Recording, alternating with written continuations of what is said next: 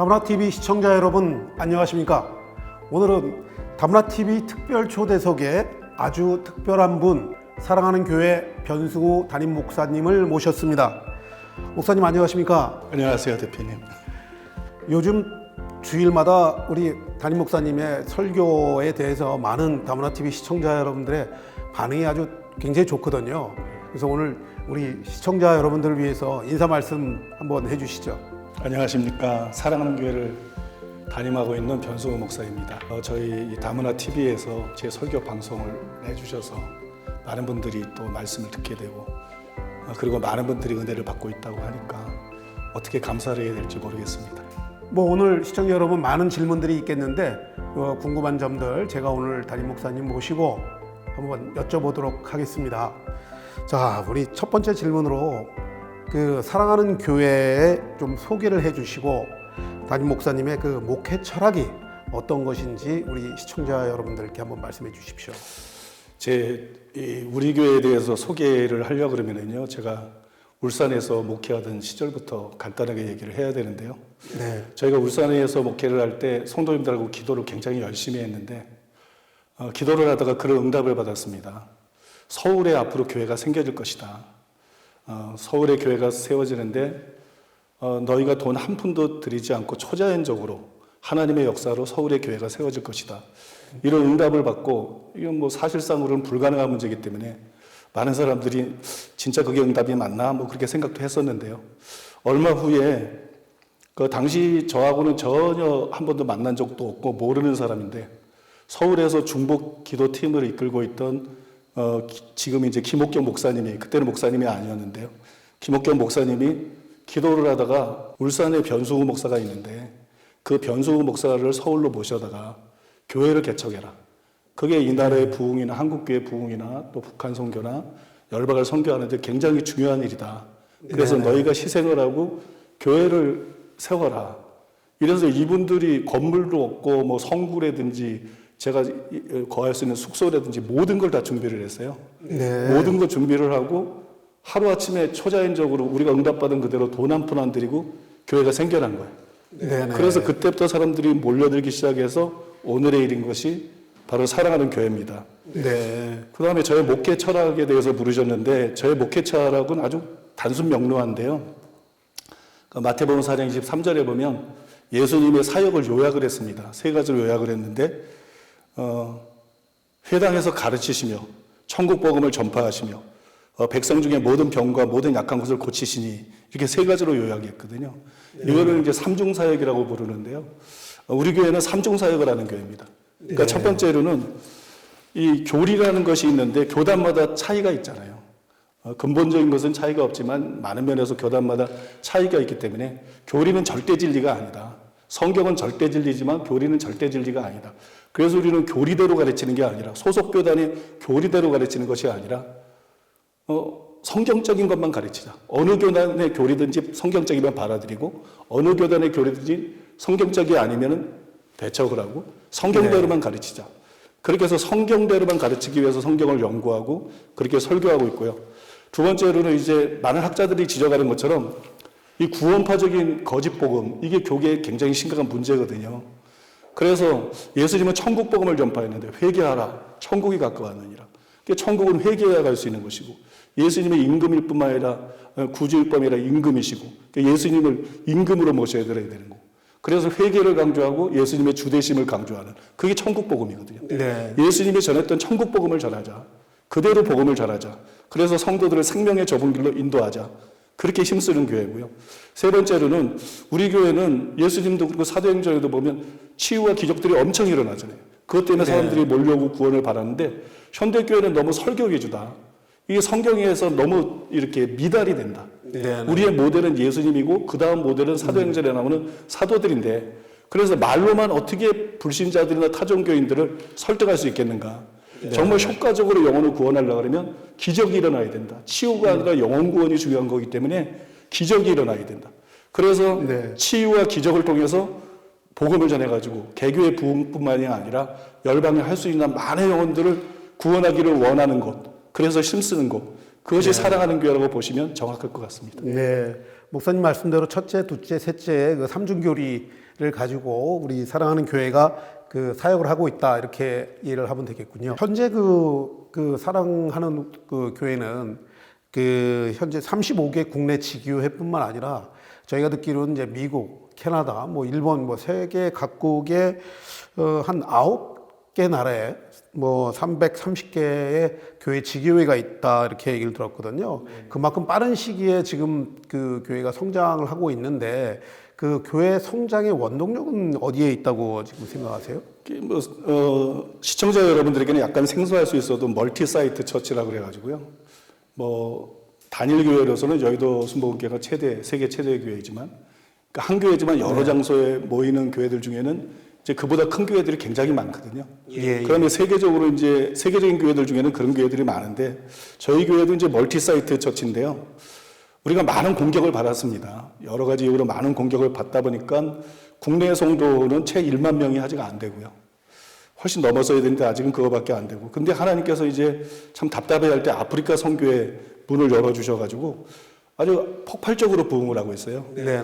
그래서 그 결과 지금 우리 교회 전체 성도의 숫자, 이게 이제 등록 순자가 아니라 출석 성도인데요. 출석 성도가 13만 4천 명을 넘어섰습니다. 네. 우리 교회 부흥의 비결이 뭐냐? 우리 교회 부흥의 비결은 앞에서 말씀드린 삼중사역이에요. 네네. 제가 지금은 이제 어느 정도 규모 있는 교회를 담임하고 있지만 이 개척교회를 굉장히 오래 했습니다. 예. 한 25명 전후 모이는, 청장년 25명 전후 모이는 그런 작은 교회를 15년 동안 개척을 했으니까요. 뭐 희망이 없다고 보일 수 있는 그런 목사였고 목회를 했었는데요.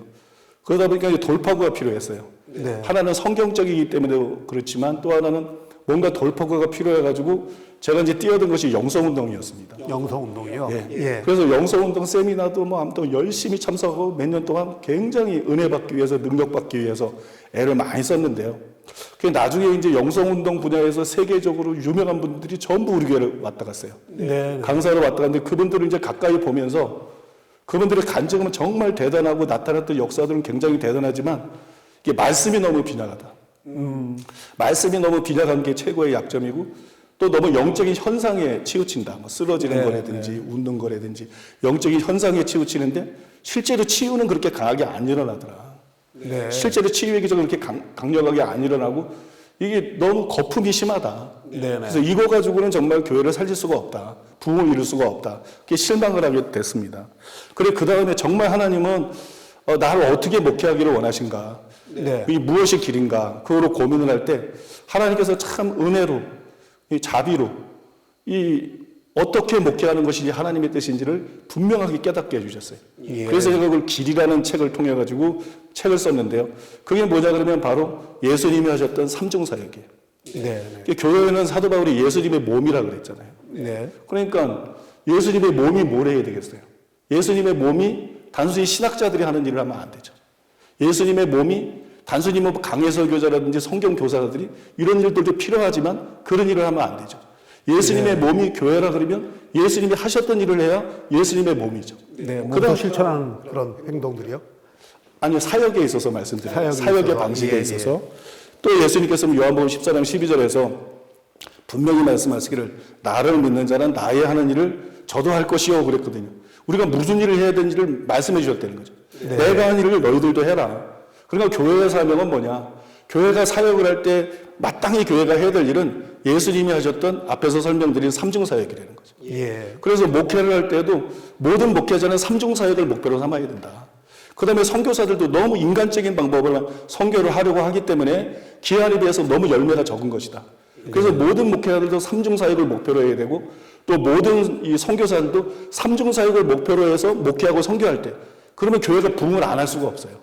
네. 뭐 시대를 초월해서 교회가 부흥 안 할 수 없고 선교사들을 통해서 수많은 영혼들이 구원을 받는 역사가 안 일어날 수밖에 없습니다. 네. 그거는 이론이 아니라 저희가 실제로 경험한 것이기 때문에 자신 있게 그렇게 말씀드릴 수 있습니다. 네. 예수님이 하신 그대로를 받아서 그 삼중 사역을 하는 그 교회가 우리 교회의 원동력이 됐다. 그러니까 다른 교회도 그런 원동력을 받았으면 좋겠다. 이렇게 정리를 하겠습니다. 자, 교회 여러 사역들 중에서 사실 이제 사랑하는 교회에서 좀 다른 교회에서 볼 수 없었던 게 435라고 하는 모임이 있더라고요. 그게 뭐 사랑하는 사람들의 모임 이렇게 알고 있는데 그게 어떤 사역을 하는 것인지 또 어떤 일들이 거기서 일어나고 있는지 굉장히 궁금합니다. 아마도 이 뭐 모든 성도들, 모든 목회자들의 생각이 같을 것인데요. 제가 이제 어렸을 때부터 복음서와 사도행전에 나오는 예수님과 사도들 같은 사역, 그냥 뭐 큰 교회를 세우는 게 아니라 정말 사복음서에 나오는 그런 역사가 일어나는, 정말 사도행전에서 일어나는 그런 역사가 일어나는 그런 사역을 좀 하고 싶다. 네. 그런 목회를 나도 하고 싶다. 이게 제 꿈이었는데, 근데 말씀의 연사는 저에게 강하게 줬는데, 제 배경이 장로교고 말씀을 강조하다 보니까 어렸을 때 말씀 많이 읽고 말씀의 연사는 강하게 주어졌는데, 기도를 해도 치유는 그렇게 강하게 안 일어나는 거예요. 뜨문뜨문 일어나고 치유는 그렇게 강하게 안 일어나요. 그래서 제가 이거 협동목회로 방향을 돌려야 되겠다. 나 혼자만 가지고는 큰 일을 못 하겠다. 근데 그래서 동역자들을 찾았는데요. 제일 찾기 힘든 동역자가 뭐냐 그러면 치유가 강력한 사역자입니다. 이게 국내뿐만 아니라 세계적으로 치유가 강력한 사역자들을 거의 뭐 이렇게 찾아볼 수가 없어요, 사실상. 그래서 저는 치유가 강력한 사역자가 일어나게 해달라고 한 20년 이상을 기도한 것 같아요. 네. 목회자들, 부목사들도 독려하고 누구든지 치유가 강력하게 일어나면 강력하게 우리가 내세우고 사용할 것이다. 이뤄줄 것이다. 네네. 그래서 20년 이상을 기도했는데 하나님께서 누구를 통해서 응답하셨냐 그러면 바로 김옥경 목사님 통해서 응답을 하신 거예요. 처음에 같이 그 모신 기도하면서 목사님을 이렇게 환상에서 보셨다는 그 김옥경 목사님. 그분이 처음에는 집사님이었는데 권사님이 됐다가 그분을 통해서 일어나기 시작한 거예요. 네. 그게 2011년도인데 2011년에 김옥경 목사님을 통해서 놀라운 치유가 일어나기 시작하고 그 치유가 막 계속되니까 생겨난 모임이 마지막 주를 제외하고는 그 토요일 날 오후 2시에 모이는 이 사랑하는 사람들 모임. 뭐 요약해서 사사모라 그러는데요. 그 모임이 생겨났는데요. 이 설교에서는 이 모임에서는 설교도 하고 나라 위해서 중보기도도 눈물을 흘면서 엄청나게 하고요. 뭐 예언 사역도 하지만 가장 두드러진 특징이 뭐냐 그러면 강력한 치유 사역이에요. 예. 강력한 치유 사역. 그래서 모임 중에서는 어떤 사람들은 암을 고치는 게 최고의 치유인데 그렇지가 않고요. 의사들도 다 인정하는 것이 현대의학으로 고칠 수 없는 불치병들이 있어요. 네네. 그런 불치병들이 계속해서 막 치유가 되고 또 암 환자들에게서 암이 사라지고 완전히 치유가 되고 소경이 눈을 뜨게 되고 귀가 열리게 되고 휠체어에 타고 온 사람들은 뭐 수도 없이 일어났습니다. 그건 너무 쉽게 일어나고 휠체어 타고 온 사람들이 일어난 걸 비롯해 가지고 모든 유형의 기적들, 모든 유형의 치유들이 막 일어나는 거예요. 몇 가지 예를 들면 뭐 진주종으로 귀의 기관을 수술해서 다 드러내서 귀에 기관이 없으니까 들을 수가 없어요. 네네. 근데 기도받고 들리는 거예요. 귀의 기관이 막 새로 생겨난 거죠. 또 10cm 이상 차이가 나는 팔 길이가 그냥 똑같아진 거예요. 또 다리 길이가 달랐던 사람들이 똑같아지고 또 근육병 때문에 어떤 아이의 발 뒤꿈치가 이렇게 형성이 안 됐어요. 그런데 발 뒤꿈치가 기도하니까 생겨나는 거예요. 또 26년 동안 자궁이 없었던 여인이 있었는데 여자 성도님들이 있었는데 그 자궁이 생겨나 버린 거죠. 자궁이요? 자궁을 다 적출해서 수술을 해서 자궁이 없는데 병원에 가서 확인했더니 자궁이 그냥 기적적으로 다시 생겨나 버린 거예요. 이런 걸 창조적인 기적이라고 그러는데 이게 하나님만 할 수 있는 일이에요. 이런 기적들이 지금 벌써 몇 년째입니까? 11년째인가? 그때 이후로 계속 강력하게 일어나니까 이 소문이 계속해서 퍼져나갔어요. 그래서 이제는 국내뿐만 아니라 해외에서도 많은 분들이 오는데 성도님들만 오는 게 아니고 타교단에도 소문이 나서 타교단 목사님들, 타교단 사모님들, 또 타교단 선교사님들이 해외에서까지 와서 굉장히 많은 분들이 치유를 받고 있고요. 한 가지 이제 특징은 참 안타까운 사실인데 이 치유가 강하면 병자들은 절실하기 때문에 이게 돈 문제가 개입되는 경우가 많습니다. 그래서 사역자들이 변질되고 타락되는 그런 감사원금을 드리기는 하는데 그걸 이제 병적으로 강조를 하고 그러다 보니까 탐심이 들어가고 이런 일이 많은데요. 우리 교회는 사사모에서 일절 헌금을 처음부터 지금까지 11년째 일절 헌금을 안 거두었어요. 그냥 거저받았으니까 거저주어라. 예수님이 말씀하지 않았느냐. 그러니까 우리는 주일 헌금으로 만족하자. 자발적으로 드리는. 주일 헌금으로 만족하고 헌금을 거두지 않고 계속해서 영혼을 섬기는. 그래서 사랑하는 사람들이. 우리는 영혼을 사랑하는 데만 초점을 맞추자. 그게 우리가 해야 될 일과 사명이다. 그래서 하나님의 역사가 지금까지도 계속 감사하게도 나타나고 있습니다.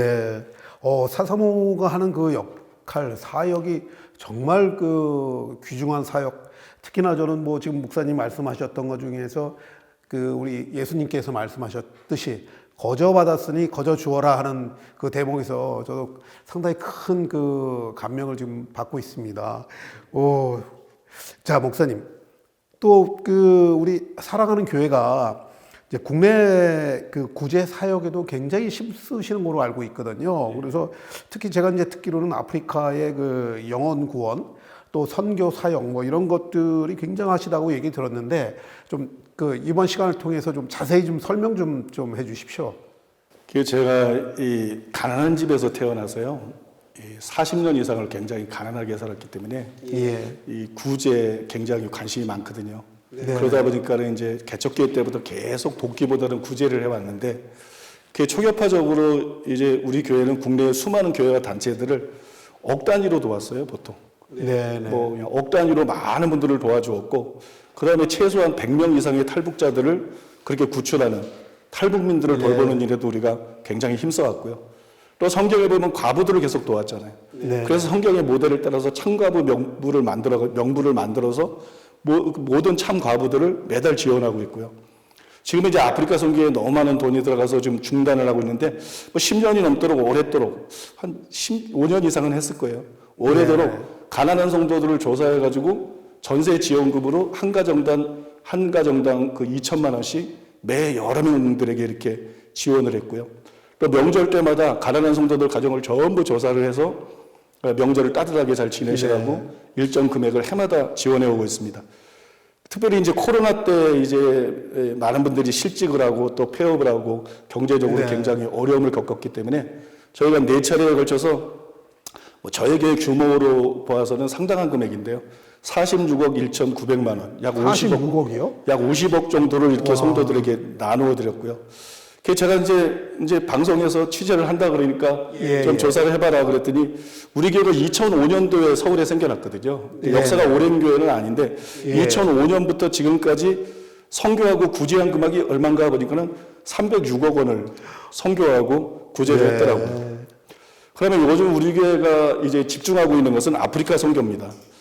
여러 가지 제가 신학교 강의를 하고 있는데, 제가 뭐 특히 예언 연사가 있는 사람은 아닌데 이례적으로 예언의 말씀이 임했는데요. 그게 아프리카 선교에 대한 내용이었었어요. 그리고 얼마 지나지 않아서 하나님께서 이 세계 선교를 위한 전략을 저에게 이렇게 부어주셨는데, 그 내용이 얼마나 중요한지, 이것도 참 이례적인 일인데 제가 그 내용 때문에 한 달 동안을 떨었어요. 너무 감동이 되고 너무 중요하고 너무 감격스러워서 한 달 동안을 막 흥분과 떨림 속에서 이렇게 지냈는데, 그거를 열방을 위한 하나님의 전략, 이런 제목의 책으로 제가 쓰고요. 그것을 근거해서 그 원리대로 우리가 이제 선교를 해보자. 그리고 만든 것이 두증인 전도단이거든요. 그러니까 하나님의 역사가 너무 신기한 게, 여기까지 딱 준비가 되니까 하나님께서 이제 기다렸다는 듯이 아프리카의 베테랑 선교사인데, 타교단 선교사인데 김정희 선교사님이라고 하셨어요. 이분을 통해서 선교의 문을 여신 겁니다. 김정희 선교사님은 이 타교단 선교사님이신데 기도하다가 환상을 봤어요. 이 사랑하는 교회가 아프리카 전역에 세워지는, 아프리카 모든 나라와 지역에서 세워지는, 이건 오래전부터 하나님께서 저에게 주신 꿈이고 비전이었거든요. 그런데 그것을 세워지는 환상을 보고 난 다음에 이게 하나님의 뜻이다. 그럼 나도 이 뜻을 이루는데 합류해야 된다. 그래서 전격 우리 교회에 합류를 한 거예요. 그래서 우리가 이제 긴급히 아프리카의 삼중사역을 하는 선교팀, 다른 선교팀하고 좀 차별되는 게 삼중사역을 하는 선교팀을 파송을 했습니다. 이제 5년쯤 되어 가는데요. 그 중에 절반은 코로나 때문에 사역을 못했어요. 아예 아프리카 가지도 못하고 절반은 사역을 못했어요. 그럼에도 불구하고 아프리카의 부룬디, 우간다, 콩고, 이곳에 323개의 지교회가 생겨났고, 323교회. 와. 출석 성도가 1000명 이상 넘는 교회만 30개 이상이 생겨났어요. 5년도 안 되는 사이에 출석 성도가 1000명이 넘는 교회만 30개 이상이 생겨났고, 정말 많은 결실을 맺으신 것 같아요. 그리고 진짜 아프리카에서 지금 출석하고 있는 성도들 숫자만 12만 명을 훌쩍 넘어섰어요. 이거는 이제 우리가 한 일이 아니죠. 이거는 우리가 한 일이 아니고, 이건 하나님의 역사라고 볼 수밖에 없는데, 뭐 참고로 말씀을 드리면 2012년 6월에서는 부룬디 마캄바에서 치유전도 대선교가 열렸는데 연인원 5만 9천 명이 참석을 했거든요. 그리고 17,800명이 열심히 했어요. 세 타임 설교할 때 17,800명이 열심을 했고, 또 같은 해 6월에는 부룬디 카얀자에서 치유전도 대선교를 열었는데 연이은 이번에는 11만 2천 명이 참석을 했고요. 네, 또 11,200명이 결신을 했습니다. 한 번에요? 예. 오, 그 세 타임이에요. 세 타임. 예, 세 타임이 제일 한 번에 이건 뭐 사실 하나님의 성령의 역사 없이는 이렇게 뭐 그 이루어질 수 없는 거 아니겠습니까, 목사님? 그렇죠. 예. 예, 한 타임에 7,000명씩 이렇게 막 예. 회심을 했으니까요. 그리고 이제 바로 지난주에도 금요일에서 주일까지 우간다 운발레에서 그렇게 치유전도 대성회가 열렸는데, 이제 진성원 목사님이 이끄는 치유전도팀이 참석을 네. 그 현지회를 가봤더니 야외 집회를 열거든요. 이제 건물을 수용할 수가 없으니까 야외 집회를 열는데 기온이 35도인 거예요. 네. 그 다음에 이제 떼약볕이 내려져가지고 건길에서 도저히 집회를 할 수가 없는 거예요. 예, 예. 그래서 긴급 기도 요청을 이렇게 보내왔는데, 그래서 온 국민이 온 이제 교인들이 함께 기도를 했죠. 그랬더니 이번에도 하나님께서 우리 기도를 들어주셔서 3일 내내 그 전하고는 날씨가 완전히 다르게 온 하늘을 구름이 빽빽하게 덮었어요. 예. 사진들로 다 보냈는데 온 하늘을 3일 동안 구름이 빽빽하게 덮어가지고 시원하게 집회를 마칠 수가 있었습니다. 이번 집회에도 세 타임 동안 연 인원 6만 4천 명이 이렇게 참석을 했는데, 우리가 이제 아프리카에서 치유 집회를 열 때마다 너무나 감사한 게 네. 언제나 놀라운 강력한 기적들이 수없이 일어납니다. 특히 제일 많이 일어나는 기적이 뭐냐면 종양들이 그냥 없어지는 거예요. 예. 몸에 보이게 나와 있는 암이나 종양들이 기도하면 그냥 사라지고 그 자리에서 없어져 버리는 이런 기적들이 아프리카에서 특별히 많이 일어나고 있고요.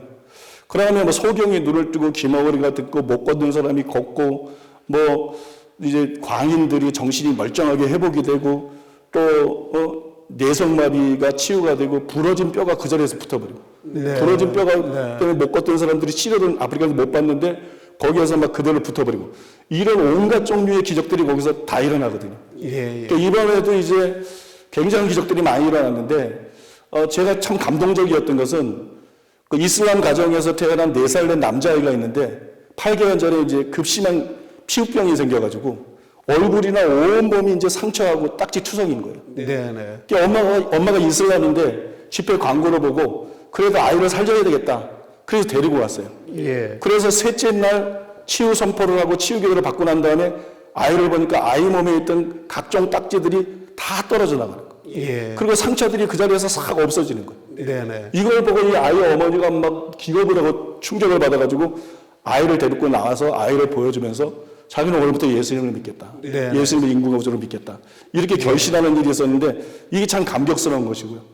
하나님께서 이렇게 매번 강력하게 역사를 해주시니까 이날도 5,200명이 결심을 했거든요. 예. 그 다음에 이 세 타임의 집회 동안 10,000명이 넘는 사람들이 결심하는 이런 역사가 일어나고 있는데, 저희는 이게 하나님의 역사인 걸 너무나 알기 때문에, 우리가 할 수 없는 일이기 때문에 너무 감사하고 있고 하나님께 영광 돌리고 싶습니다. 네네. 목사님 말씀을 듣다 보니까 사실은 뭐 목사님 아시겠지만 제가 여의도 순복음교회에 이제 시무하고 있지 않습니까? 그래서 아까 그 말씀 도중에 그 아프리카 선교하시면서 건기 때 그 뜨거운 뭐 35도의 열기가 있었는데 3일 동안을 구름으로 가려주신 하나님의 역사를 말씀하셔 보니까, 저희도 이제 우리 그 집회할 때 그 이제 그 소천하신 원로 조영기 목사님께서 어떤 뭐 우리 뭐 행사를 가는데 비가 어마어마하게 쏟아지는 거예요. 야, 이거 장마 때 행사할 수 있을까? 그런데 하나님께서는 정말 그 집회 때 다 가려주시고 비를 멈추게 하시고 집회를 보게 하시고, 뭐 이런 역사들이 사실은 믿지 않는, 성령의 역사를 믿지 않는 분들한테는 참 마음에 안 와닿거든요.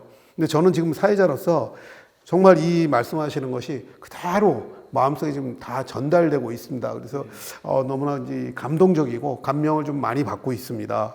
자, 목사님, 이러한 뭐 여러 가지 일들 때문에 사실은 이제 사랑하는 교회가 정말 하나님의 사역을 통해서, 성령님의 역사를 통해서 이렇게 계속 그 발전과 성장을 하고 있는데, 뭐 아시겠지만 최근에 그 이제 사랑하는 교회에 대해서 일각에서 좀 불편한 오해와 진실이 좀 있지 않습니까? 그래서 직접 목사님의 그 말씀을 통해서 어떤 견해를 갖고 계시는지 좀 그 이단 시비에 관련해서 한번 직접 좀 듣고 싶습니다. 한번 말씀해 주시죠.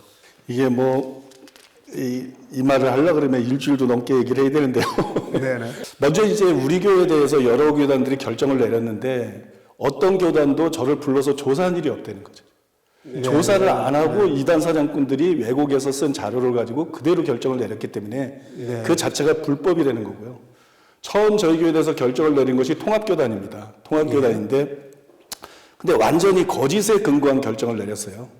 그래서 제가 이제 2006년 통합 사면위에서 사면을 신청하면서 뭐 무조건 나를 해지해달라 그런 게 아니라 그걸 그대로 적시를 했어요.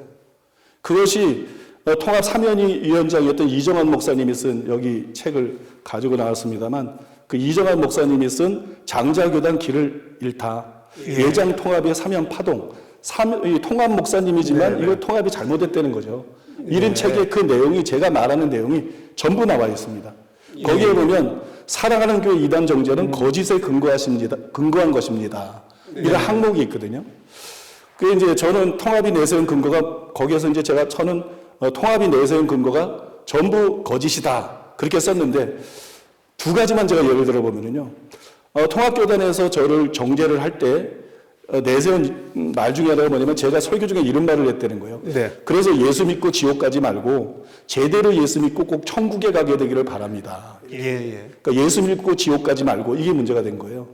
근데 이거는 사실은 잘못된 말이 아니거든요. 왜냐면 야고보가 죽은 믿음도 있다 그랬으니까 믿는다가 다 천국 가는 거 아니니까. 이건 진정한 믿음으로 구원받을 수 없다는 게 아니라 죽은 믿음을 말한 것인데 이걸 가지고 마치 예수를 믿어도 구원 못 받는다 이런 식으로 이렇게 몰고 간 것이고요. 또 하나 통합에서 이제 제 설교를 지적한 거를 보면 구약시대 때는 율법을 지킴으로 구원받았는데 신약시대 때는 예수만 믿으면 구원을 받으니 얼마나 감사한 일이냐. 이렇게 설교하는 목사님들이 많았습니다. 무지하게 무식한 이야기입니다. 그랬다고. 이 말만 딱 들으면 구약시대는 율법을 지켜야 구원받는데 신약시대는 믿으면 구원받는다. 이게 무지하게 무식한 얘기다. 제가 이렇게 말을 했다 그러니까 그러니까 믿음으로 구원받는 게 아니라 율법의 행위로 구원받는 거 아니냐. 그렇게 주장하고 있는 거 아니냐. 이런 오해를 불러일으키거든요. 그런데 이 말은 그 얘기가 아니고 그 전후에 이제 말한 내용을 보면 구약처럼 율법을 지켜야 구원받는다 이런 내용이 아니라 오히려 구약이나 신약이나 믿음으로 구원받는다 이런 말이거든요. 그게 이제 그 뒤에 한 말들을 그대로 녹취를 해보면 이 뜻이 드러나는데요. 그것만 잘라서 딱 얘기를 했다 이런 얘기군요. 그 녹취한 부분이 이런 내용인데요. 우리가 의롭다함을 얻는 것은 율법의 행위로 되는 것이 아니라 믿음으로 되는 것이다. 그 얘기지요. 구약시대 때도 마찬가지예요. 어렸을 때 구약시대 때에는 율법을 지킴으로 구원받았는데 신약시대 때에는 예수만 믿으면 구원받으니 얼마나 감사한 일이냐 이렇게 설교하는 목사님들이 많았어요. 그거 무지하게 무식한 얘기입니다. 구약시대 때 율법을 지킴으로 구원받지 않았습니다. 믿음으로 구원받았습니다. 전혀 다른 내용이에요. 근데 이걸 가지고 나를 갖다가 이제 행위로 구원받는 걸 주장했다. 그러니까는 뭐 이단이다. 이렇게 결정을 내린 거라고요. 이처럼 진실과 다르게 왜곡해서 음해를 했고 절차상으로도 통합이 분명히 위법을 저질렀거든요. 제가 그 모든 자료를 갖다가 통합에 들이댔는데 이게 다 사실인 거예요. 제 말이 다 사실이었기 때문에 제가 쓴 모든 것이 사면이 이대의 임원회를 거치는 동안 통합교단에서 누구도 여기에 이의를 제기하지 못했어요. 우리는 그런 일이 없는데 이런 글을 쓰느냐 이걸 제출했느냐 이런 말한 사람이 없고요. 또 두 명의 학자들을 통해서 저에 대해서 크로스 체크를 했습니다. 크로스 체크를 했는데 학자들이 이제 제 책이나 설교를 연구해 본 결과 두 학자가 다 따로 결론을 내렸는데 결론 내린 게 뭐냐? 이건 이단이 아니다. 이건 음해당한 것이다. 혹시 목사님 거기 그 두 분의 이제 학자분 얘기하셨는데 학자분은 어떤 분이신지 얘기해 주시죠. 그 학자들은 이제 통합에서 비밀로 붙이고 있기 때문에 이제 통합에서 두 학자들에게 했는데 여기 학자들이 내린 보고문이에요. 그걸 제가 입수한 거거든요. 그러니까 제가 말하는 것이 뭐 다 진실이라는 얘기고요. 그다음에 그러니까 통합은 처음에는 일방적으로 거짓으로 저를 단죄를 했고 두 번째로는 스스로 사면위를 열어서 뭐 용서해 준다. 그러고 난 다음에 총회장이나 교단들이 그거에 따라 움직이거든요. 거기에서 모르는 사람들이 모르기 때문에 압력을 들어오는 거죠. 그럼 조사도 안 한 사람이 어떻게 안다고 압력을 하냐고요. 그러니까 이단 사람꾼들 말만 믿고 그러는 거거든요. 알겠습니다. 여긴 조사를 하고 나서 내린 결정들인데. 이제 그보다 전에 문제가 되는 거는 이제 제가 속해 있던 백석교단 일인데요. 백석교단에서는 저를 2회 동안 조사를 했는데 첫째 조사를 해서 뭐 문제가 없다 그러고 끝났습니다. 그러면 끝나야 되는데 일사부재리에서 끝내야 되는데 안 달아야 정상인데 그 다음에 직전 총회장이 교인 하나가 우리 교회로 옮겼어요. 저는 뭐 모르죠. 예. 성도수도 어느 정도 많고 그러니까 누가 뭐 그 알지도 못하죠. 거기에 앙심을 품고 이대위에 변소호 목사를 이단으로 만들어달라. 그렇게 요청을 한 거예요. 그걸 제가 어떻게 하냐면 이대위 위원이 나에게 직접 얘기를 해준 거예요. 조사를 하면서. 네. 그러면서 그 사람도 탄식을 하는 거예요. 교인 하나 옮겼다고 이단 만들어달라는 게 말이 되느냐. 예. 제가 이름도 다 말할 수 있지만 방송이니까 말을 예, 안 하는 예. 거거든요. 그래서 저에 대한 조사가 시작이 됐는데 이례적으로 이제 사안이 중대하니까 두 번째 조사를 하니까 일반 교수가 아니라 부총장까지 나서가지고 조사를 했어요. 예. 그리고 교수들이 다 조사하고 결론을 내렸는데 성경적으로 흠잡을 데가 없다 이런 결론을 내렸어요. 네네. 그리고 그걸 총회장한테 보고를 했습니다. 예. 그 총회장이 그 보고를 받고 총회장님하고 총무가 저를 불렀어요. 인천의 한 식당으로. 네. 저를 불러가지고 교수들이 조사를 했는데 이런 보고를 받았다. 예. 그러면 아무 문제 없다고 끝나야 되는 거 아닙니까? 네. 그런데 며칠 뒤 총회 때 나는 다 해결된 줄 알았어요. 총회장이 다 인정을 했으니까. 예. 며칠 뒤 총회 때 이 요청을 했던 그 직전 총회장이 자기 사람들을 움직여가지고 사람들 다 빠져나오고 난 다음에 마지막 때 저를 제명 출교 결정을 내려버린 거예요. 오, 예. 그러니까 이거는 법적으로 완전히 불가능해요. 저는 그런 조사를 받은 적이 없으니까. 나는 제명 출교에 대한 조사를 받은 적이 없고 이단성에 대한 조사를 받는데 이단이 아니라는 결정이 내리고 그 제명 출교될 이유가 아무것도 없죠. 예, 예. 근데 제명 출교를 내렸으니까 이거는 정말 백석교단이 너무 악하고 불의한 일을 저지른 거죠. 예. 또 기성교단의 경우는 기독교 성결교회예요. 네. 저를 부르지 않고 저도 모르게 조사를 했더라고요. 그런데 이단성이 없으니까 다시는 다루지 않는다. 변소호 목사는 이단성이 없기 때문에 이걸 다룰 필요가 없다. 다시는 다루지 않는다. 그런 결정을 내리고 그 사실을 교단 신문에 실었습니다. 예. 그때 저를 조사한 사람이 지금 서울신학대학의 총장입니다. 아, 예. 지금도 그분은 생각이 변함이 없고요. 네네. 그러니까 이건 전혀 이단성이 없는데 왜 이 사람은 이단 시비를 벌이느냐. 다시는 다루지 않는다. 그리고 그게 기성교단의 신문에 그대로 실렸어요. 예, 예. 그러다 한참 뒤에 막 또 압력이 들어오니까 최종 결정이 아니었다. 이렇게 발뺌을 하는 거예요. 네. 근데 그 자리에서 이 말을 들었던 기자가 있고 그 자리에 있었던 목사가 있는데 그 사람이 나한테 다 얘기를 한 거예요. 그거 최종 결정이었다. 예. 그거 최종 결정이었는데 지금 기성교단이 거짓말하고 있는 것이다. 예. 그렇게 알려져서 알게 됐고요. 혹시 근데 저 자료는 갖고 계세요? 그 그 신문에 있으니까요. 네네. 그 신문 자체가 있고 네. 그 기사 내용이 뭐 지금이라도 다 찾아보면 있는 거니까 뭐 예, 예. 확실한 것이죠. 그 다음에 과거에 이제 한기총이 명실상부 한국교회를 대표할 때 지금하고는 위상이 완전히 달랐죠. 예. 이 한기총이 이제 한국교회를 완전히 대표할 때 통합을 포함해서 8개 교단의 2대 위원들이 모여가지고 8개월 동안 저를 조사했습니다. 예. 초격파적으로 8개월 동안 조사를 해서 이단이 아니다 이런 결론을 내렸어요. 네네. 이것을 한기총 2대 소위원회, 대의원회, 임원회까지 적법하게 통과가 돼가지고 완전히 이제 종결이 됐어요. 예. 그래서 그거를 확인해 주는 게 이겁니다. 당시 네, 대표회장 길자연 목사님 명의로. 길자연 목사님 명의로. 우리 교회가 예. 이단이 아니다. 한기총에서 그렇게 결정 내린 걸 이게 보여주는 네. 것이고요. 그 뒤에는 예성교단에서 네. 이 총회장하고 총무님이 직접 나서서 제가 원래 성결교 신학교를 졸업했거든요. 예. 근데 왜 성결교단 이단성이 없는데 타교단에서 이렇게 음해를 당하느냐. 네. 그러니까 우리 교단으로 다시 들어와라. 모교단으로 다시 들어와. 네. 영입하려고 했어요. 예. 그래서 이대에서 저를 불러서 조사를 하고 거기서도 이단이 아니다 그런 결정이 내렸어요. 이게 예, 그 예. 증거입니다. 네. 이대위 위원장과 이대위 위원들의 모든 사인이 있고 이대위 결과 이거 음해당한 거지 이단이 아니다. 그 결과를 한 이게 그 증명서고요. 네네. 그렇게 결정을 내렸어요. 근데 그 뒤에 사방에서 압력이 들어온 거예요. 그것뿐만 아니라 총회장을 탄핵하겠다. 네. 아니 조사 결과 결정을 했는데 자기 그냥 이단으로 때리지 않으면 무조건 압력이 들어오는 거예요. 예, 예. 그래서 뭐 총회장을 탄핵하겠다 그러니까 결국 이분들이 다 굴복하고 말았죠. 제가 하고 싶은 말은 네네. 저를 불러서 조사한 것 중에 한 곳도 나를 이단이라고 결정한 것은 없다. 모두가 부르지도 않고 그런 결정을 내린 것이고 네네. 나를 불러서 조사한 것은 전부가 이단이 아니라는 실제적인 결정을 내렸다는 것이고요. 네. 그다음에 마지막으로 이제 최근에 다시 아시겠지만 한기총에서 제 문제를 다뤘잖아요. 예. 한기총에서 제 문제를 다뤘는데 이제 통합을 비롯한 타결안들의 결정이 음해다. 이거 사실이 네. 아니다. 변수호 목사는 그런 주장을 하고 있지 않다. 그래서 이단이 아니라는 결정을 다시 내렸고 한기총에서 이제 2번 이단이 아니라는 결정을 내린 거예요. 두 번째 예. 조사를 해서 그 다음에 한기총에서 저와 우리 교단을 받아줬죠. 예, 예. 그러니까 한기총에서 저와 우리 교단을 받아줬더니 이거 자체가 다른 교단들의 결정이 저를 부르지도 않고 결정하고 결정이 거짓이라는 거죠. 음해라는 거죠. 네, 네. 그러니까 다른 교단에서 뭐라고 하든 사실 아무런 상관도 없는 것인데 목회자들이 이걸 모르죠. 자기 일이 아니니까. 네. 성도들 이걸 모르고 한국교회가 전체가 지금 이단 사냥꾼들한테 속고 있는 거예요. 이단 사냥꾼들의 속은 교단들한테도 속고 있는 거예요. 그 각 교단에서 목사님에 대해서 그 이단 사냥꾼들이 제기하는 문제는 무엇이라고 좀 생각하세요? 예, 그 몇 가지가 있는데요. 예. 첫 번째로는 구원론인데요. 네네. 간단히 말해서 행위 구원이 있고 행위 심판이 있는데요. 네. 행위 구원을 주장을 하면 이단이 되는 거고요. 네네. 행위 심판을 주장하면 정통이 되는 겁니다. 아, 왜냐하면 모든 신학자들이 행위 구원은 아니지만 행위 심판이 맞다. 이렇게 예, 존 스토트를 위시해서 뭐 모든 신학자들이 다 인정하고 있는 내용이기 때문에. 네. 근데 저는 행위 구원에 대해서 행위 심판에 대해서 말했을 뿐이지 행위 구원을 주장한 적이 없어요. 예, 예. 쉽게 말해서 무슨 말이냐 그러면 율법의 행위나 선행으로 구원받는다. 이렇게 주장한 적이 없죠. 제가 주일학교 때 예수를 믿었는데 그런 말을 할 리가 없죠. 예, 예.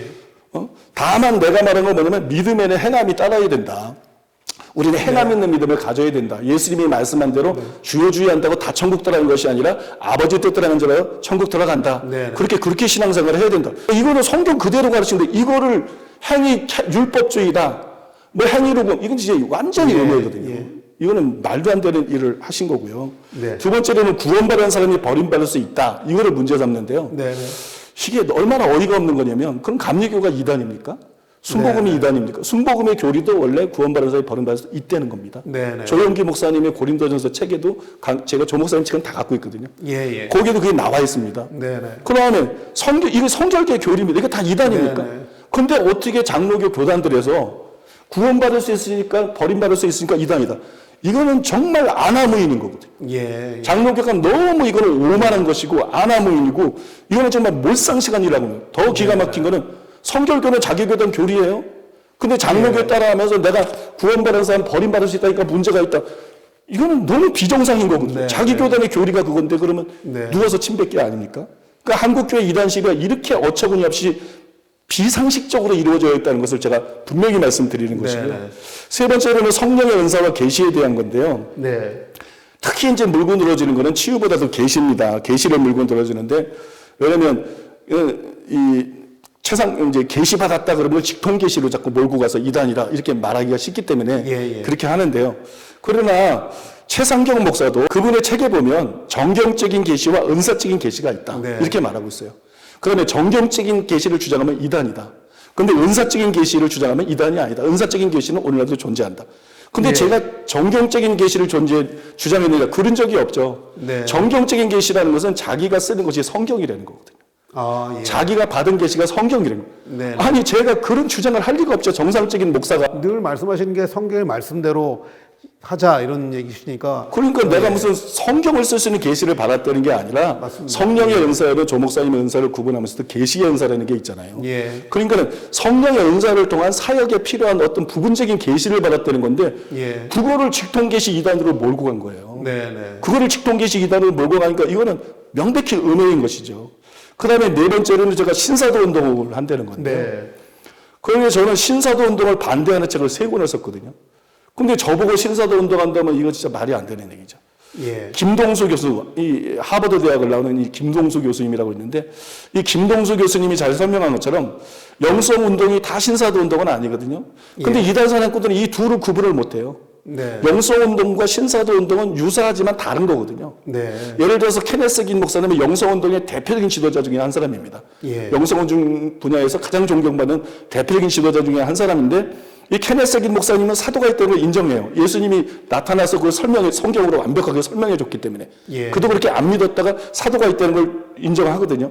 그러나 신사도 운동은 인정하지 않아요. 네. 그래서 승리하는 교회라는 두꺼운 책에서 신사도 운동의 문제점을 조목조목 다루는 책을 썼거든요. 예. 이처럼 저도 영성 운동을 했지 신사도 운동을 하는 건 아니거든요. 네네. 또 이제 사도가 지금도 존재한다. 이걸 갖다 문제를 삼는데 저는 그걸 핵임 목사님 책에서 배웠고 저도 뭐 그렇게 생각 안 했는데 설명을 들어보니까 너무 성경적인 거예요. 이거 누구나 마찬가지일 겁니다. 그래서 받아들였거든요. 네. 근데 그 말은 예수님이나 열두 사도나 바울 같은 사도가 존재한다. 그런 뜻이 아니거든요. 예. 그런 뜻이 아니고 자꾸 그런 뜻을 몰고 가는데 성경을 기록한 그런 사도들이 지금도 존재한다는 게 아니고 성경에 나오지만 성경 기록과 무관한 바나바도 사도였잖아요. 예. 디모데, 실라 이것도 사도로 나오거든요. 문맥을 통해서 보면 안드로니고와 유니아도 원어에 보면 사도들 중에 안드로니고와 유니아 있었다고 원어가 이렇게 나오거든요.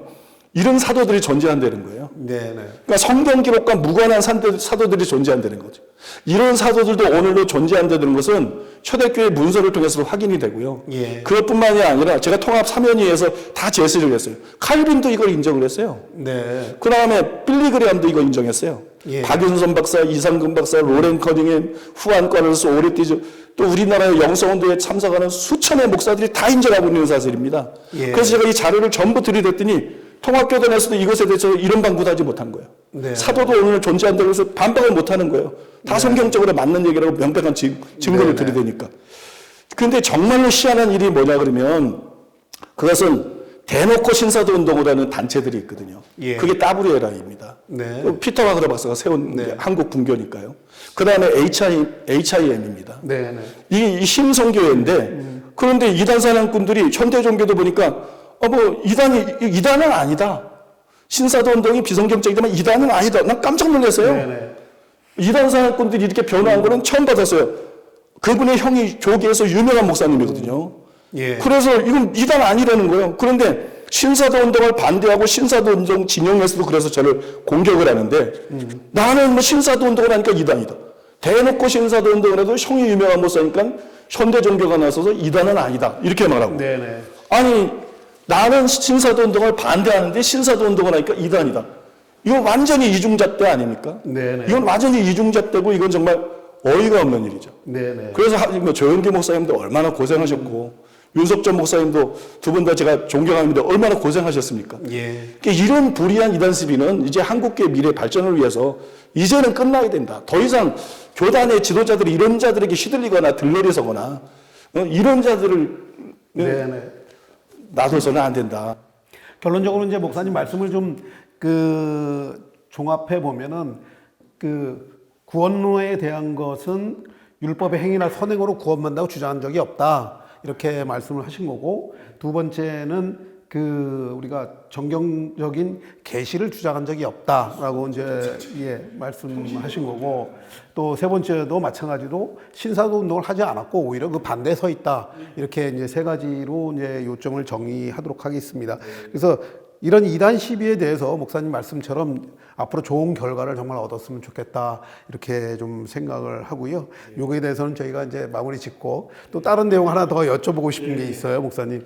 뭐냐면 이제 목사님께서는 이제 처음으로 이 책을 저술하신 그 처녀작을 보면 뭐 지옥에 가는 크리스천 뭐 이런 것들을 비롯해서 한 100여 권의 책을 굉장히 많이 서술하셨다고 들었어요. 그래서 이제 그 중에서 대표작이라고 할 수 있는 책들 어떤 것이 있고 또 무엇인지 그런 내용이 굉장히 궁금하거든요. 한번 말씀해 주시죠.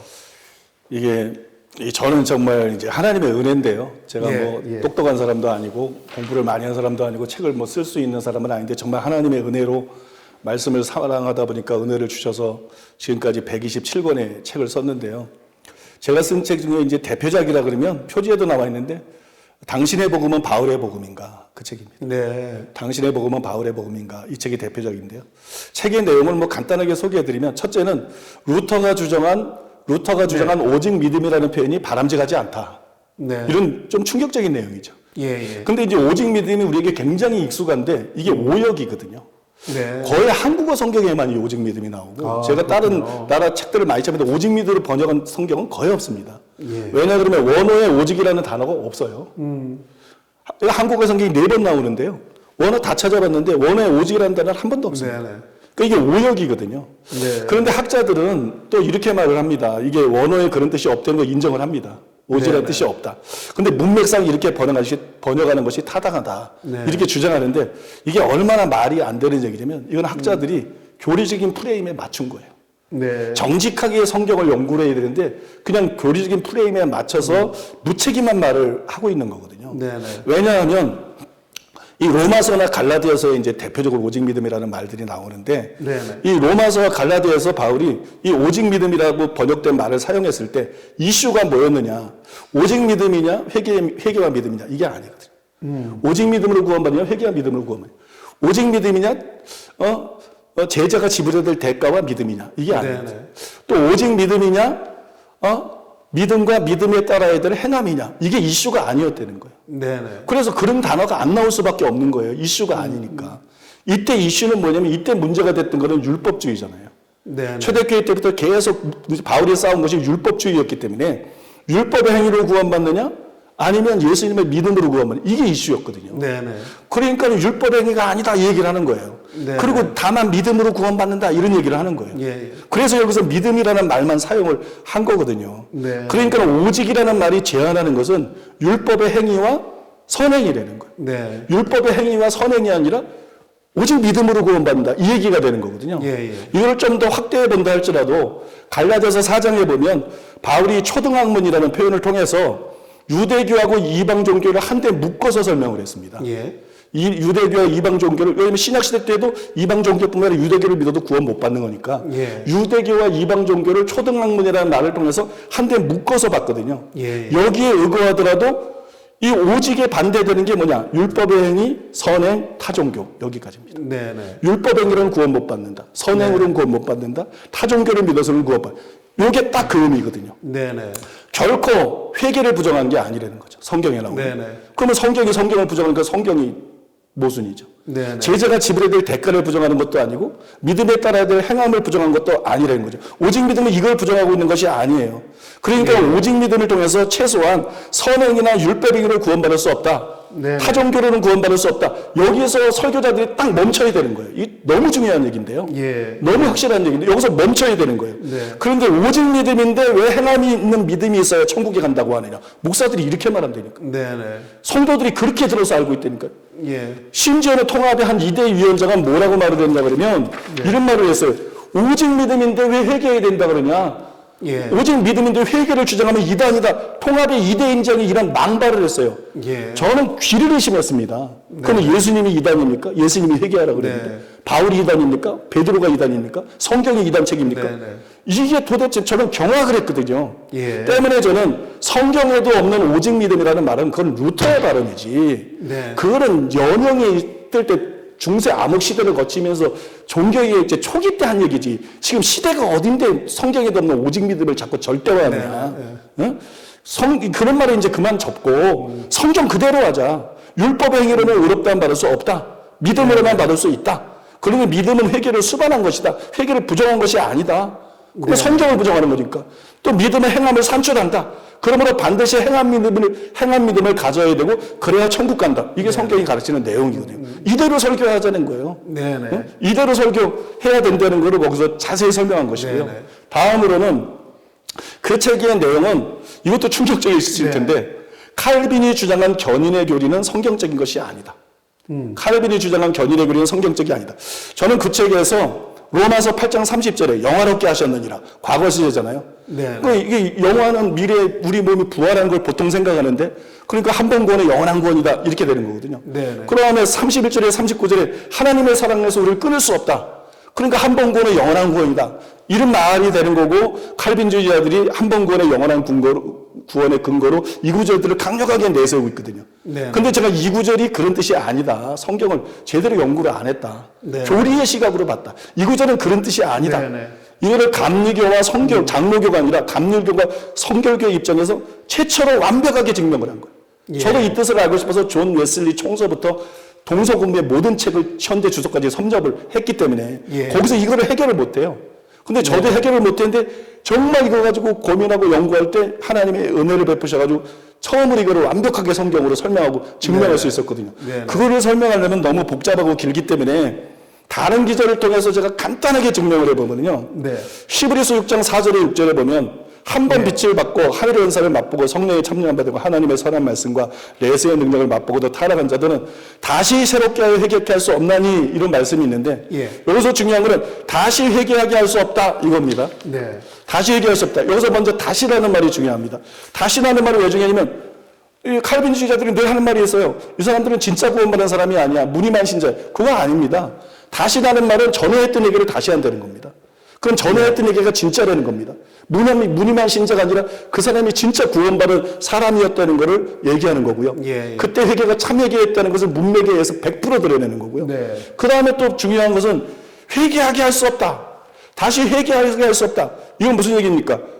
회개를 했는데 타락을 했어요. 지금 타락을 얘기했잖아요. 타락을 했어요. 다시 회개를 해야 돼요. 근데 회개할 수가 없어요. 그럼 버림받는 거죠. 네, 네. 구원받은 사람이 버림받는 거죠. 성경을 정직하게 문맥으로 보면 구원받은 사람이 버림받았다는 게 명백하게 드러난다는 거예요. 네. 문맥상 이것은 절대로 다른 속으로 해석할 수가 없다는 거예요. 누구도.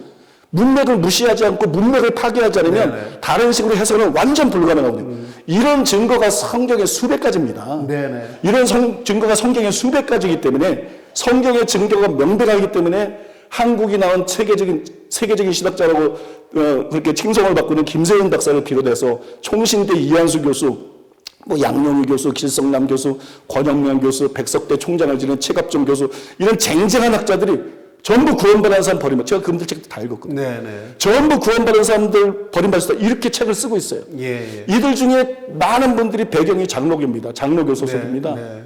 그런데 장로교 교리하고 다른 얘기라고 해서 왜냐면 학자로서 성경을 보니까 이거는 명백하게 칼빈이 틀린 거예요. 예. 한 번 그 영원한 구원이 아니라 구원받은 사람 100% 버림받을 수 있는 거예요. 네. 그래서 학자들이 그런 목소리를 내고 있는 거군요. 진짜 우리가 생각해야 될 게 뭐냐면 지금 한국교회가 얼마나 욕을 먹고 있습니까? 예. 한국교회가 지금 너무 욕을 먹고 있고 그 위상이 실추되어 있어요. 가장 근본적인 원인이 뭐냐? 이런 비성경적인 잘못된 교리예요. 네네. 그냥 회개도 안 해도 믿음의 행함이 따르지 않아도 그냥 믿기만 하면 구원받고 또 어떻게 살든지 뭐 최소한 천국 가고 목사들이 겁낼 게 뭐가 있습니까? 예, 예. 신자들이 겁낼 게 뭐가 있습니까? 네. 그러니까 교회가 타락하는 거거든요. 그러니까 교회가 타락하는 거고 그래서 교회가 욕을 얻어 먹는 거거든요. 세상에 소금 되지 못하고 빛이 되지 못하고. 그래서 성경 그대로 회개하고 믿고 구원받은 사람도 버림받을 수 있다. 이제 목사들이 그렇게 설교해야 되는 거예요. 부흥사들도 그렇게 설교해야 되는 거예요. 그래서 교회가 회복이 돼야 되는 거예요. 예. 세상이 문제가 아니고 지금 교회가 문제예요. 네. 교회가 회복돼야 되는 거고 그래서 한국 교회가 세상에 진짜 소금과 빛으로 거듭나야 된다고 저는 확실히 믿습니다. 네. 오늘 우리 사랑하는 교회 그 변승 목사님의 아주 지금 뜨거운 피토하는 심정으로 절절히 시청자 여러분께 우리 대한민국의 많은 교회들이 회개하고 정말 사랑으로 세상의 소금과 빛이 되는 직분으로 또 회복돼야 된다라는 뭐 간절한 말씀을 갖다가 뜨겁게 지금 말씀해 주셨습니다. 그럼 이제 이번에는 마지막 질문인데요. 예. 이제 우리가 이제 다문화 TV다 보니까 대한민국에 있는 많은 이주민들 또 다문화 가정들 뭐 이런 또 외국인들도 최근에 많이 들어오고 있거든요. 그래서 대한민국에 지금 거주하는 외국인들의 수가 한 250만 또 곧 500만 될 거다 뭐 이렇게 얘기들이 굉장히 많이 있는데 자, 그분들을 위해서 우리가 이제 다문화 TV를 통해서 목사님의 설교를 이제 접하고 계신 분들 굉장히 많아요. 자, 그래서 그 많은 우리 이주민들에게 이 다문화 TV를 통해서 목사님의 설교를 이제 접하고 계신 분들이 많이 있거든요. 이주민들 중에서. 그래서 마지막으로 이제 시청하고 있는 우리 다문화인들 위해서 한 말씀 이제 해주시기 부탁합니다. 네. 이제 우리가 해외에 나가서 저희 교회가 아프리카에 선교를 하는 것처럼 선교하는 것도 굉장히 필요하고 또 중요한 일이지만 국내에 들어와서 사는 분들, 이분들을 전도하는 것도 굉장히 또 필요하고 당연히 중요한 일이죠. 예. 근데 사실 많은 교회들이 이 일을 잘 못하고 있습니다. 이게 네네. 사각지대처럼 돼 있어서 많은 교회들이 이 일을 잘 못하고 있고 저희 교회도 이 일을 썩 잘하고 있는 것 같지 않습니다. 예. 그런데 다문화 TV가 그 사각지대를 메꿔주고 또 이렇게 그분들에게 복음을 전하는 이런 일들을 해주고 계셔서 너무나 감사한 마음이 들고요. 정말 귀한 일을 하고 계신다. 네. 그런 생각을 하고 있습니다. 제가 전국의 다문화 TV 시청자분들에게 드리고 싶은 말씀은 아주 간단한데요. 먼저는 저는 동포들에게 먼저 말씀드리고 싶어요. 제가 이제 우리 성도님들에게 자주 하는 말 중에 하나가 뭐냐면 나는 한국인이 아니다. 그럼 뭐냐? 나는 지구인이다. 네네. 지금 시대가 아닌데 한국인, 미국인, 중국인, 일본인 그런 거 따지고 네네. 나는 한국인이 아니다. 나는 지구인이다. 하나님은 한국인과 외국인 모두를 동일한 사람으로 창조한 거 아니냐? 우리 조상이 누구냐? 단순히 단군이냐? 그거 아니지 않느냐? 네. 우리 조상이 아담과 하와 아니냐? 그러니까 우리는 다 한 핏줄이다. 예. 우리는 다 한 핏줄이고 우리는 다 한 가족이고 우리는 다 한 동포다. 그 외국인이 우리하고 다른 게 뭐가 있느냐? 외국인의 예. 삶은 얼마나 외롭고 쓸쓸한가? 그러면 더 아끼고 사랑해줘야 되지. 멸시하고 차별하면 되겠는가? 네. 그러니까 우리는 정말 기독교의 정신을 발휘해서 더 아끼고 챙겨주고 사랑해야지 차별하고 멸시하는 이런 일이 있어서는 절대로 안 된다. 네. 그거를 뭐 당연한 말씀이지만 말씀드리고 싶고요. 예. 다음으로 우리나라에서 와서 사실은 다문화인들에게는 이런 말씀을 제가 꼭 드리고 싶은데요. 성경에 보면 믿음의 조상 아브라함이 나오는데 이게 이제 믿는 모든 사람의 국적을 초월해서 우리 모두의 조상이죠. 아담은 육적인 조상, 아브라함은 영적인 조상. 그런데 아브라함이 나오는데 아브라함도 고향을 떠나서 타국에서 평생 살았어요. 예, 맞습니다. 타국에서 외국인과 나그네로 평생 살았어요. 그러니까 아브라함은 자기 고향을 부러워하지 않았습니다. 자기 네. 고향으로 돌아가려고 안 그랬어요. 아브라함은 이 세상이 아니라 천국에 소망을 두고 살았어요. 이게 뭘 보여주냐면 우리의 진짜 고향이 뭐냐? 우리의 진짜 고향이 어디냐? 여러분의 진짜 고향이 어디입니까? 저와 여러분의 진짜 고향은 고국이 아니라 천국인 거예요. 예. 하나님 아버지가 계시는 천국. 여기가 진짜 고향입니다. 제가 최근에 믿을 수 있는 천국 지옥 간증들을 이렇게 선별을 해서 당신의 영혼을 어디서 보낼 것인가. 네. 이런 책을 썼거든요. 네. 이 책이 전도용으로 굉장히 지금 많이 나가고 있는데요. 그 책을 읽으면 천국과 지옥이 꾸며낸 얘기가 아니라 이게 실제다. 네. 그들의 믿을 수 있는 경험을 통해서 확실히 확인할 수가 있습니다. 이 세상이면 잠깐이면 지나가는 거고 예. 이 세상은 잠깐이고 천국과 지옥은 영원한 거예요. 그래서 우리는 반드시 지옥만은 피해야 되고 네. 지옥에 가면 안 되고 우리는 반드시 천국에 가야 되는 거예요. 성공이 중요한 게 아니라 이거보다 중요한 거는 이 세상에 살 때 없는 것입니다. 그런데 천국에 가려면 어떻게 해야 되느냐? 예수님을 믿지 않으면 안 되죠. 천국에 가려면 반드시 예수님을 믿어야 되고 네네. 그리고 입으로만 주여 주여 하는 자가 돼도 안 됩니다. 교회만 다니고 아버지의 뜻대로 행하는 자가 돼야 됩니다. 그래서 제가 여러분들에게 정말 간곡히 원하고 말씀드리고 싶은 것은 예수님을 반드시 믿어야 된다. 예수님을 반드시 믿어야 된다. 이건 단순히 종교 문제가 아니다. 죽느냐 사느냐가 달린 문제다. 네. 예수님을 반드시 믿어야 되고 그 다음에 믿으려면 똑바로 신앙생활 해야 된다. 네네. 그래서 하나님 말씀대로 사는 사람이 돼야 된다. 그래서 훗날 우리가 반드시 다시 천국에서 꼭 만나자. 이 말씀을 마지막으로 꼭 간곡히 드리고 싶습니다. 네, 목사님. 자, 담라TV 시청자 여러분, 오늘 사랑하는 교회 변승우 담임 목사님 특별 대담 시간을 여기서 마치도록 하겠습니다. 감사합니다.